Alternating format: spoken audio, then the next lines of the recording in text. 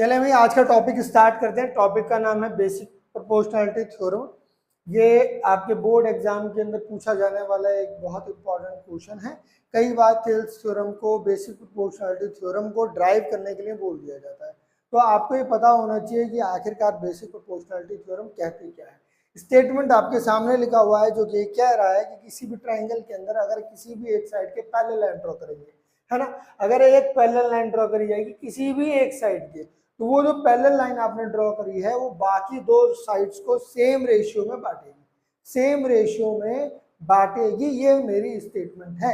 जैसे अगर मेरे पास एक ट्राइंगल है ये, और इस ट्राइंगल के अंदर ए बी सी डी, मैंने एक लाइन डी ही पैरेलल ड्रॉ कर दी बी सी के, और इस साइड का रेशियो 2:3:2 है, तो ये वाली जो साइड होगी इसका भी रेशियो 3:2 ही होगा।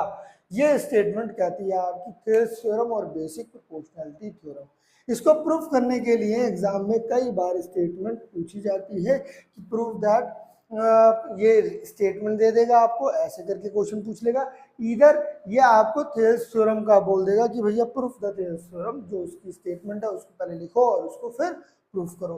प्रूफ करने के लिए हमने एक ट्राइंगल बना लिया, उस ट्राइंगल के अंदर हमने कंस्ट्रक्शन कर दी। कंस्ट्रक्शन दो हिस्सों में होगी। पहला तो हम ई से एक परपेंडिकुलर ड्रॉ करेंगे, किसके ऊपर, साइड ए बी के ऊपर, और फिर यहाँ पर हमारे पास जो डी पॉइंट है यहाँ से परपेंडिकुलर ड्रॉ करेंगे साइड ए सी के ऊपर। परपेंडिकुलर ड्रॉ किया हमने, क्या किया है बेटा, परपेंडिकुलर ड्रॉ किया। इसके अलावा हम क्या करेंगे, बी को ज्वाइन कर देंगे किसके साथ, ई के साथ, और सी को ज्वाइन कर देंगे किसके साथ, डी के साथ। ये हमने क्या कर दी, कंस्ट्रक्शन कर दी। इस कंस्ट्रक्शन के बाद हमारे कॉन्सेप्ट स्टार्ट होते हैं। प्रूफ करने का जो हमारे पास फॉर्मूला है या जो तरीका है उस चीज को समझ लेंगे भाई। हम इसको जो है ना, यहाँ पर हम चार ट्राइंगल कंसीडर करने वाले हैं, और वो चार ट्राइंगल कौन कौन से हैं। फर्स्ट तो हम ट्राइंगल लेंगे कौन सा, ए डी ई वाला, ये वाला ट्राइंगल लेंगे, ठीक है। दूसरा ये वाला ट्राइंगल दो बार कंसीडर किया जाएगा, एक with the perpendicular E N और एक with the perpendicular D N. तो दो बार इसका एरिया निकलेगा, एक बार ई एन परपेंडिकुलर के साथ, एक बार डी एम परपेंडिकुलर के साथ। दूसरा हमारे पास जो ट्राइंगल है वो कौन सा है बेटा, कि हम यहाँ पर जो हमारे पास ए बी सी डी है, यहाँ पर ये डी है, ये ई है। इस बार हम जो है इस ट्राइंगल को लेंगे, बाकी नाम नहीं लिख रहा हूँ। एक बार ये वाला सेगमेंट लेना है, एक बार ये वाला सेगमेंट लेना है, और थर्ड टाइम कौन सा सेगमेंट लेना है हमारे पास, जो इस बेस के साथ बना हुआ सेगमेंट, कौन सा, सी डी एफ वाला, ये वाला सी डी ई वाला। ये हमें क्या लेना है, एरिया लेना है। इन तीन ट्राइंगल का एरिया चाहिए। एरिया हम पहले भी पढ़ चुके हैं छोटी क्लासेस के अंदर, कि जब कभी भी किसी भी एरिया, किसी भी ट्राइंगल का एरिया निकाला जाएगा, एरिया ऑफ ट्राइंगल निकाला जाएगा, तो उसकी value half base into height होगी, हाफ बेस इनटू हाइट होगी। तो इसका इस्तेमाल हम करेंगे, हाफ बेस इनटू हाइट।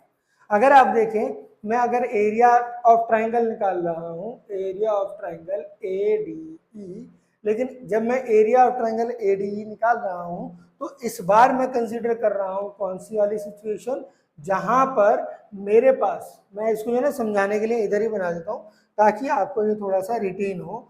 भाई एक बार मैं जब कौन सा ट्राइंगल ले रहा हूँ, ए डी ई, लेकिन इस ट्राइंगल के अंदर मैं क्या कह रहा हूँ भाई, जो परपेंडिकुलर है वो मेरे को ई एन चाहिए। क्या चाहिए, ई एन।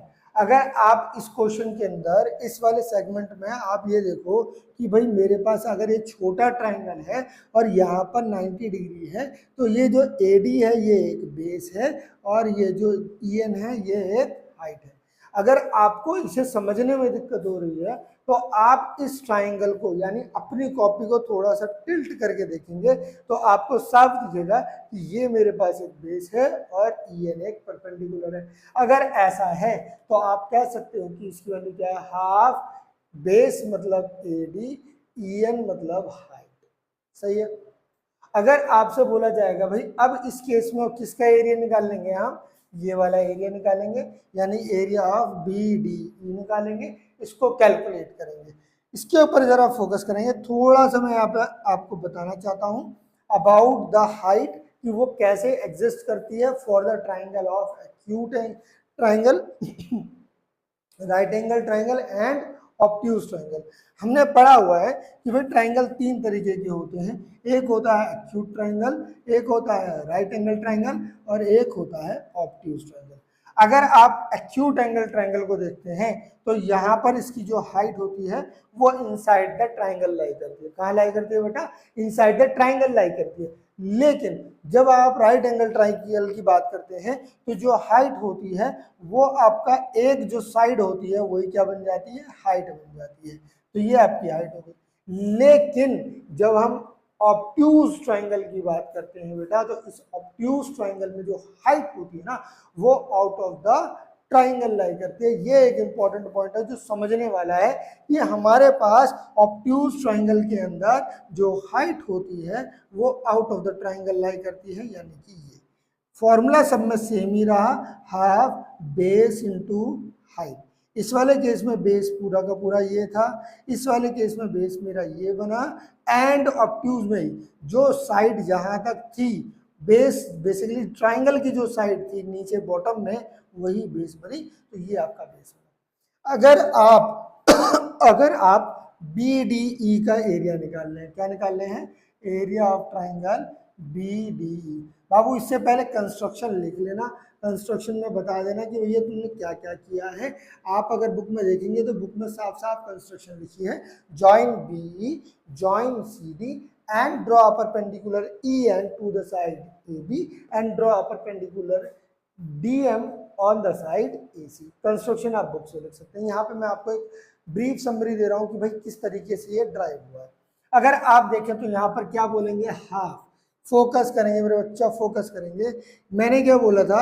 अगर मेरे पास ऑब्ट्यूज ट्राइंगल है तो उस केस में जो परपेंडिकुलर है वो आउट ऑफ द ट्राइंगल लाई करेगा। ये जो ट्राइंगल BD है यहाँ पर एंगल जो बन रहा है वो ग्रेटर देन 90 है, यानी ये एक ऑब्ट्यूज ट्राइंगल है। और अगर ये ऑब्ट्यूज ट्राइंगल है तो इसका परपेंडिकुलर जो है वो आउट ऑफ द ट्राइंगल है, यानी इसका परपेंडिकुलर क्या है? EN। और बेस अगर देखोगे तो मैंने क्या बताया था? जो ट्राइंगल की साइड होती है वही क्या बनाती है? बेस। तो ये क्या बना? बेस। और ये क्या बना? इसका परपेंडिकुलर। उम्मीद करता हूँ यार ये बात आपको समझ में आ रही है। अगर नहीं समझ में आ रही बेटा तो मेरे को कमेंट बॉक्स में बता देना, एक वीडियो बना देंगे जहां पर इन तीनों ट्राइंगल्स को हम डिस्कस कर लेंगे सेपरेटली। यहाँ पर इसकी वैल्यू क्या हो गई? अगर आप फोकस करेंगे तो बेस क्या बना? बेस बना BD एंड हाइट बनी EN। हाइट बनी EN। यहां से अगर इन दोनों का रेशियो निकाला जाएगा, यानी कि अगर आप निकालेंगे area of triangle ADE upon area of triangle BDE तो इनके अंदर ये हाफ आ जाएगा AD इंटू EN और यहाँ पर क्या आ जाएगा बेटा? Half BD into EN। Note करने वाली बात यह है कि हाफ से हाफ कट जाएंगे, EN से EN कट जाएंगे, आपकी वैल्यू कितनी आ जाएगी? AD upon BD। कितना आ गया भाई? AD upon BD। बाबू इसको BD ना लिख के DB लिख लेते हैं, कोई फर्क नहीं पड़ता, क्योंकि साइड के ऊपर आपका जो नेमिंग है उसके ऊपर BD बोलो चाहे DB बोलो कोई फर्क नहीं पड़ता, वो सेम आती है, कोई ऐसा खास चेंज नहीं होता। यानी ये निकल गया। नाउ हम क्या निकाल रहे हैं? हम दोबारा से जा रहे हैं एरिया ऑफ ट्राइंगल ADE के अंदर और एरिया ऑफ ट्राइंगल CDE के अंदर। अब हमें इन्हें कैलकुलेट करना है, तो अब दोबारा से निकालने हैं एरिया ऑफ ट्राइंगल ADE। लेकिन फर्क क्या आएगा? पहले जब निकाला था मेरे बच्चा तो पहले हमने इसके अंदर इस बेस को इसको परपेंडिकुलर माना था और AD को बेस माना था। लेकिन इस बार जब निकालेंगे तो हम सिचुएशन चेंज करेंगे और मेरे पास जो परपेंडिकुलर है वो क्या है? DN है, DM है और जो बेस है वो AE है। यानी सिचुएशन मेरी चेंज हो गई। इस वाले केस में एरिया ऑफ ट्राइंगल ADE जब निकाल रहे हैं तो बेस मेरा जो है वो AE है और हाइट मेरी DM है। उम्मीद करता हूँ ये बात आपको समझ में आ रही होगी। बेटा ऐसा नहीं है कि मैंने अगर इनकी बेस और हाइट को मैंने दूसरी वाली साइड पे ले लिया तो एरिया चेंज हो जाएगा। एरिया अभी भी वही आएगा जो पहले आया था। इसीलिए क्या लिखा? Area of triangle ADE half AE into में आपका DM। ये आ गया area of triangle. And similarly अगर मैं सी डी ई की बात करता हूँ, area of triangle C D E, अगर आप देखो तो सी डी ई एक ट्राइंगल है जो एक ऑब्ट्यूज एंगल ट्राइंगल है, जिसका जो बेस, जिसका जो हाइट होगी वो आउट ऑफ द ट्राइंगल लाई करेगी। इसीलिए जब मैं इसकी बात करता हूँ तो इस वाले केस में आपकी जो हाइट है वो आउट ऑफ द ट्राइंगल है, बेस आपका सी ही रहा लेकिन हाइट आपकी डीएम हो गई। जैसे ये वाली सिचुएशन में हमने पढ़ा था ना बेटा कि भाई ऑब्ट्यूज ट्राइंगल के अंदर जो बेस होता है, जो ट्राइंगल होता है उसका perpendicular out of the triangle lie करता है, लेकिन बेस हमेशा साइड के बराबर ही ली जाती है। अगर सी डी ई की बात कर रहे हैं तो बेस अभी भी सी ही है लेकिन हाइट क्या है, डी। उम्मीद करता हूँ ये आपको समझ में आया होगा। देखो यहाँ पर हमने बोल दिया E C into D M. Again अब क्या करते हैं, रेशियो निकाल लेते हैं। Area of triangle C D E बराबर है, नहीं हमें क्या लेना, रेशियो इसका और इसका ratio. Area of triangle A D E equals to कितना हो जाएगा भाई, अपॉन में area of triangle C D E. यहाँ पर बाबू वैल्यू पुट कर दो दोनों की। जब आप वैल्यू पुट करते हैं तो क्या हो जाता है, half A D A E into में डी एम, और ये क्या हो जाएगा बेटा, हाफ सी ई सी इंटू में डी एम। यहाँ पर नोट करेंगे, हाफ से हाफ गया, डी एम से डी एम गया, क्या है हमारे पास, ए ई अपॉन ई सी। क्या आ गया बेटा, ए ई अपॉन ई सी, ये हमारे पास आ गई value.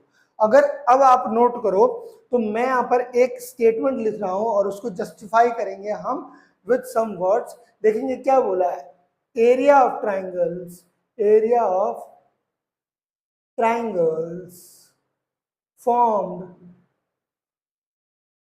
on between two parallel lines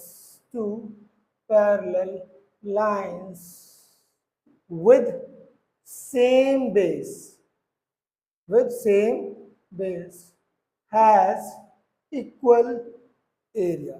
बाबू इस बात के ऊपर फोकस करने की कोशिश करेंगे कि ये स्टेटमेंट है क्या। इसके लिए थोड़ा सा ना स्पेस खाली कर रहा हूँ, यहाँ से इसको मिटा रहा हूँ ताकि मैं इसको थोड़ा सा इलेबोरेट कर सकूँ, देन उसको यूज कर सकूँ। यहाँ पे मैंने कॉन्सेप्ट की चीजें लिखी है, सेपरेट सेगमेंट इसलिए बनाया ताकि आपको सेपरेट चीजें समझ में आ सके, अदरवाइज चीजें थोड़ी कॉम्प्लिकेटेड हो जाती है सेम डायग्राम में समझने के लिए, इसीलिए सेपरेट सेगमेंट बनाकर समझाने की कोशिश करिए आपको। अगर आप देखें तो हमने बोला किसी भी दो पैरेलल साइड के बीच में अगर बेस सेम कर दिया जाए और यहाँ पर ट्राइंगल ड्रॉ किए जाए, तो जब ट्राइंगल ड्रॉ किए जाएंगे तो इनका जो एरिया होगा वो सेम होगा।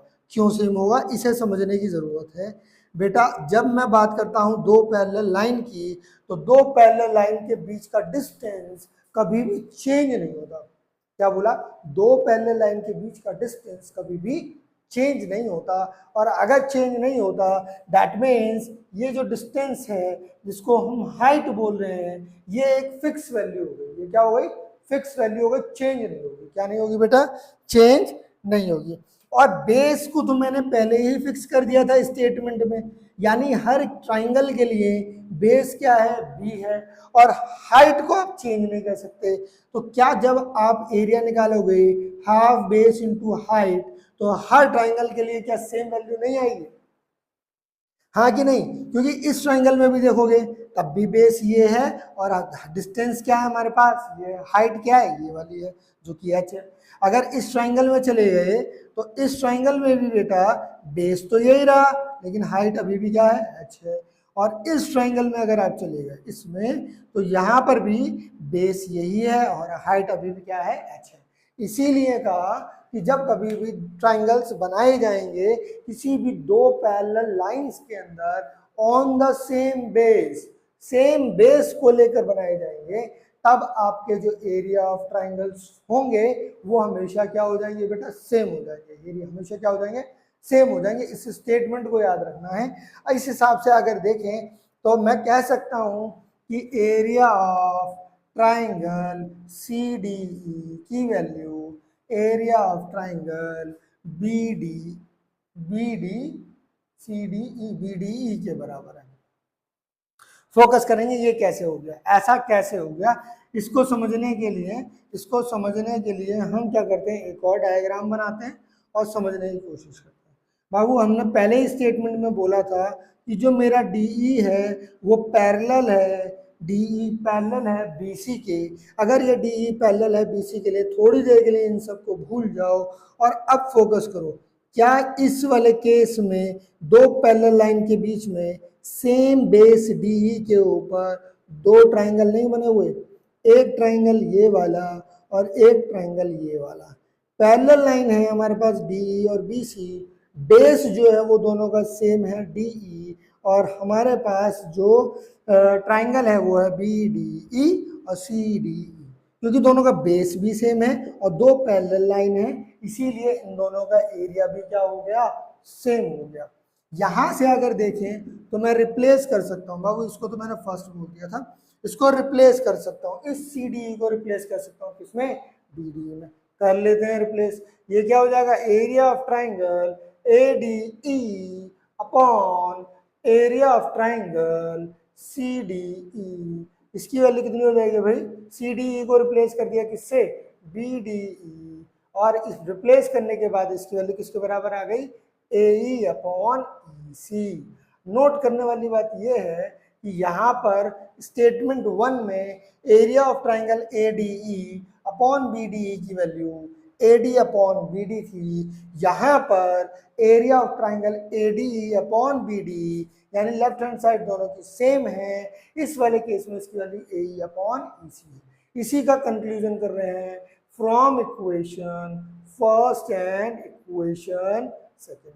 अगर इनकी लेफ्ट हैंड साइड सेम है तो इनकी राइट हैंड साइड भी सेम होगी। स्टेटमेंट यही कहता है, अगर लेफ्ट हैंड साइड सेम है तो इनकी राइट हैंड साइड भी सेम होगी। इसीलिए मैं कह सकता हूं कि मेरे पास AD अपॉन DB की वैल्यू AE अपॉन EC के बराबर है, और यही हमें प्रूफ करना था। ये वाली स्टेटमेंट आपकी आप प्रूफ हो गई। अगर आप स्टेटमेंट देखें तो बाबू बहुत आसान क्वेश्चन है, विद इन 8 मिनट हमने इसको समझने की कोशिश करी है, बहुत आसान है। इसे करने में हार्डली आपको 3 to 4 मिनट लगेंगे। अगर आप इसकी प्रैक्टिस करते हैं तो 2 से 3 मिनट के अंदर ये आपकी एक्सरसाइज वाली जो थ्योरम है प्रूफ हो जाएगी। लेकिन इसका कॉन्सेप्ट का रिटेंशन ज़्यादा ज़रूरी है कि हमारे पास जब कभी भी किसी ट्राइंगल में एक पैरेलल लाइन ड्रॉ करी जाएगी तो वो जो पैरेलल लाइन होगी वो बाकी दो साइड को सेम रेशियो में बांटेगी। यही स्टेटमेंट है बीपीटी का। ठीक, मैं उम्मीद करता हूँ ये जो हमने अभी प्रूफ किया है ये आपको समझ में आया होगा। अगर कोई चीज़ आपको नहीं समझ में आती है तो आप मुझे कमेंट बॉक्स में ज़रूर बताएं, इंशाल्लाह उसके ऊपर वीडियो बनाएंगे और आपके लिए अच्छे से अच्छा कंटेंट लाने की कोशिश करेंगे, ताकि आपका जो कॉन्सेप्ट है, आपकी जो क्लैरिटी है वो और ज़्यादा बूस्ट करे, आपकी जो नॉलेज है वो और ज़्यादा बूस्ट करे। जुड़िए रहिए हमारे साथ, विद्यालीन के साथ। Take care, bye bye.